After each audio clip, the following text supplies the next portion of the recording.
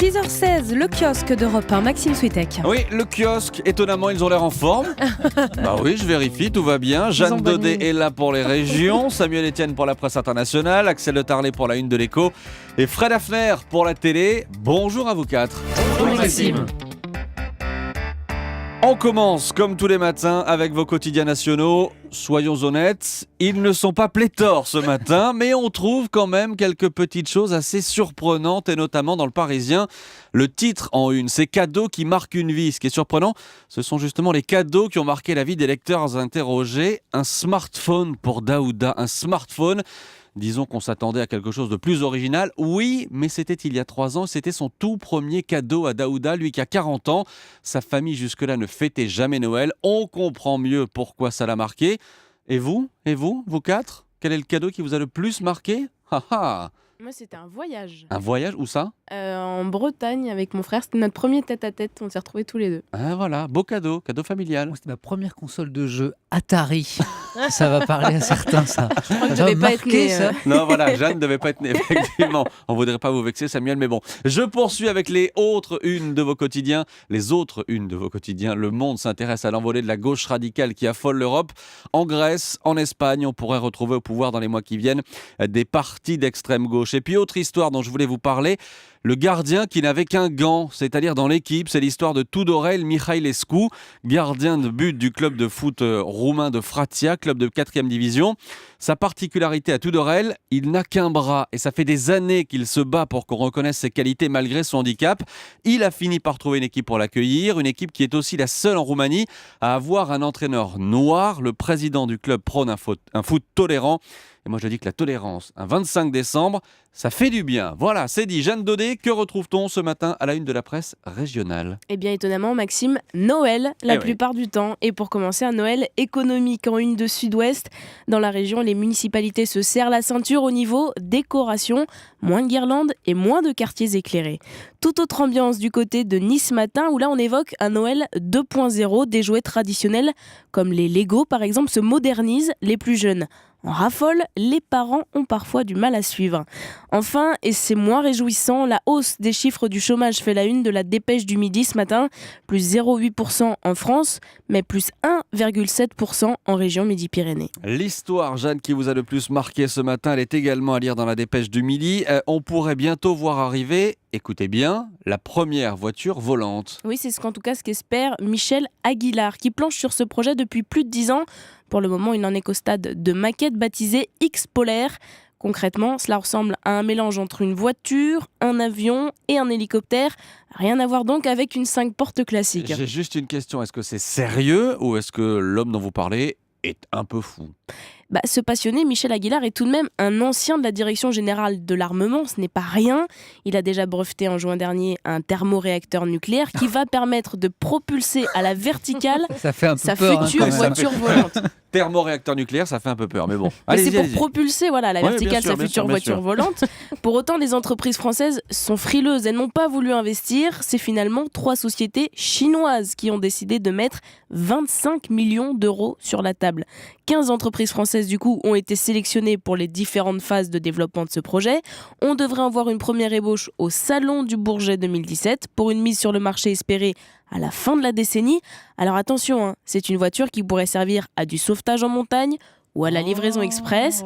Pour vous promener, Maxime, il faudra attendre un tout petit peu encore. Moi, je vous imaginais déjà au volant de cette voiture propulsée par un thermoréacteur nucléaire. Ça aurait été pas mal. Merci, Jeanne Daudet. Samuel, ça vous dit Pourquoi pas pour Noël prochain? Voilà.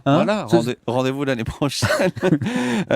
En attendant, la presse internationale, Samuel. Oui, d'abord j'aimerais demander autour de cette table qui a un chien. Non, moi. Ah, Oui. Alors oui. les mois, est-ce que vous voulez vous faire quelque chose pour Noël? Non. Un Non. petit dîner spécial? Non. Eh ben, en France, c'est vrai que c'est pas encore une habitude, en tout cas pas encore, mais au Japon, en revanche, c'est un vrai phénomène, a constaté le Washington Post, le journal américain. C'est une toutoulaterie, oui, j'ai baptisé ça comme ça ce matin, qui a pris des dimensions étonnantes. C'est ainsi que pour Noël, désormais, de nombreux traiteurs proposent des dîners de réveillon spéciaux pour animaux de compagnie, les chiens surtout, les chats aussi, comme ce ragoût de poulet aux petits légumes, cette dinde grillée à la sauce aux fruits, et puis des desserts aussi, oui, comme ce gâteau à la mousseline de soie foie, ou encore ce yaourt de la mer Caspienne parsemé de morceaux de cookies par-dessus, comptait une 50aine d'euros. J'ai bien dit une 50aine d'euros pour un menu. En même temps, c'est Noël. Hein. Oui, c'est Comment Noël, on mais quand explique même. ce phénomène, c'est impressionnant. Bonne question. D'après le Washington Post, qui s'est posé la question quand même, pour certains Japonais, les animaux ont tout bonnement remplacé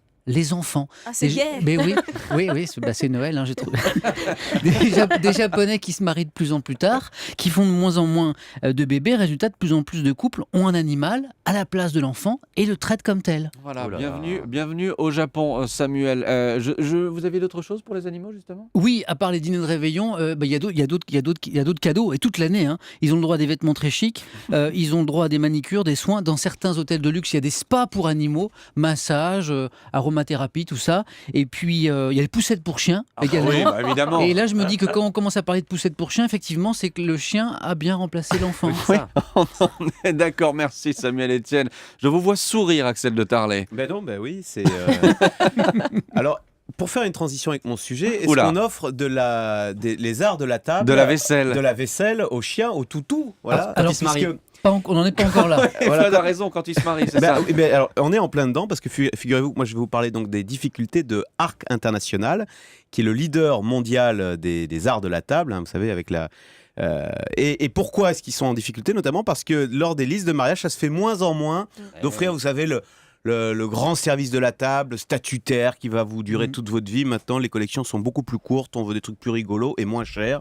Et donc, Arc International, qui fait du Made in France, il faut savoir que l'entreprise est tout simplement localisée à Arc, d'où le nom. Alors, ça ne s'écrit pas pareil, hein, A-R-Q-U-E-S. Ils ont fait marketer ça, ils ont écrit ARC. Ça se situe entre Calais et Lens. Et cette entreprise est en grande difficulté. Il y a quand même 10 000 salariés dans le monde, dans cette entreprise, dont plus de la moitié en France. Et donc hier, Emmanuel Macron est allé à Arc et a dit « J'ai sauvé l'entreprise ». Enfin non, votre entreprise est sauvée. Voilà. Qu'est-ce qu'il a fait, lui, pour sauver l'entreprise ? Alors justement, et c'est tout à son honneur, il n'a pas fait grand-chose.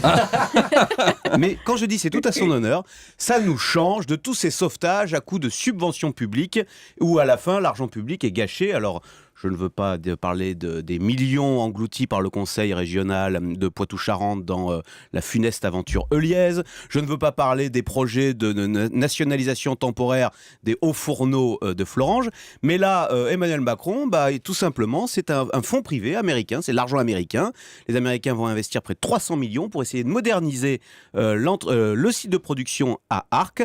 Eh ben, bon courage, bon redressement. Et ils reprennent 95% des emplois.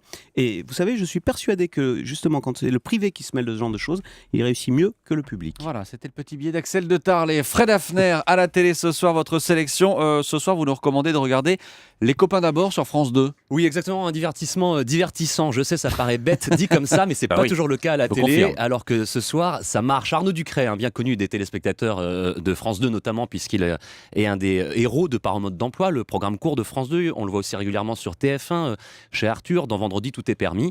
Arnaud Ducret, donc, est au sport d'hiver dans une grande station de ski. Il doit présenter une semaine de concerts. C'est ça, Les Copains d'abord, de la musique et de l'humour, puisque les artistes invités participent à des scénettes plus ou moins drôles, mais généralement plutôt drôles, je vous rassure, qui sont tournées dans les coulisses du concert, sur les pistes de ski. Enfin, c'est assez sympa. Il y a vraiment de très très belles images.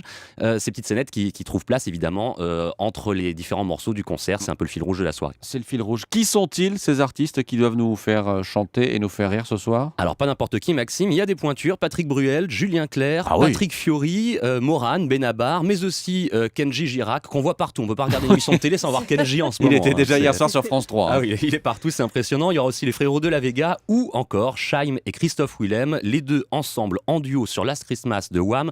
Écoutez, c'est génial. Last Christmas, I'll give you my heart, but the very next day, you gave it away. These years to set me free. Voilà, ils le font très très bien. Je trouve que c'est encore mieux que la version originale finalement. Des surprises comme ça, vous en aurez plusieurs dans l'émission. Je vous en révèle un duo intergénérationnel qui marche très très bien lui aussi. Julien Clerc et M. Pokora que vous verrez ce soir. Et si vous pensez avoir entendu une voix chanter dans ce studio Last Christmas, c'était bien Axel de Tarlet. Oui, son micro bien était resté Wham. ouvert. Oui. C'est votre côté Wham. Les Copains d'abord, c'est donc sur ce soir, effectivement, sur France 2, 20h45. Le kiosque se referme. Merci les amis. À demain, demain. Maxime. À demain.